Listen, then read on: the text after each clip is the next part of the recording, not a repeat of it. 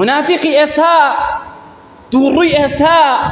کاتێکەوە ئەهێ لەگەڵ من و تۆی مسلمانە لە جومعە و جەماعەتە کۆ بێتەوە، کاتێ لە جێژنە و یاد و بۆنەکانە لەگەڵ من و تۆیە جێژنە و یاد و بۆ نەگەڕێ،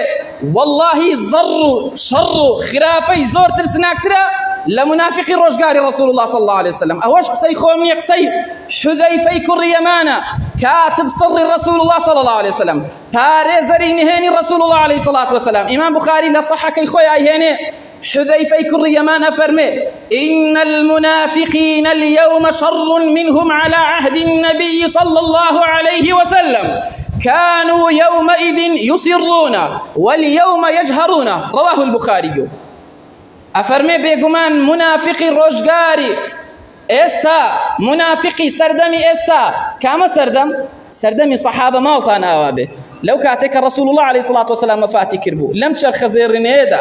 كاتك وا دستي فتنة قرر لنا مسلمان وإيمان دارانا. فرمي منافقي استا زور خرابترن ترسناكترن لمنافقي روشقاري رسول الله صلى الله عليه وسلم. بو أي حذيفة بو خطرترن بو ترسناكترن. الله شو كان منافقي أوسا منافقي سردامي رسول الله صلى الله عليه وسلم بنهني منافق بو بپنهاني منافق بو تنها لنيو ضلو دروني خويا نفاق شاربوية وكفر بباوري شاربوية باوري با الله نبو باوري برسول الله نبو باوري بزندوبونه نبو بلام شو كمسلمانان بالا دزبون لمزقوت آمادا أبو كاكا لجماعاتي شا آمادا أبو لخير خيراتي شا آمادا أبو بلام ني أويرا كفركي خوي أشكراك تنها بتن وشيك على تن حالتك أنا سرانو. بلام فرمي منافقي أساب أشكرايا منافقي أسا بديارية أهيتا مزقوتوا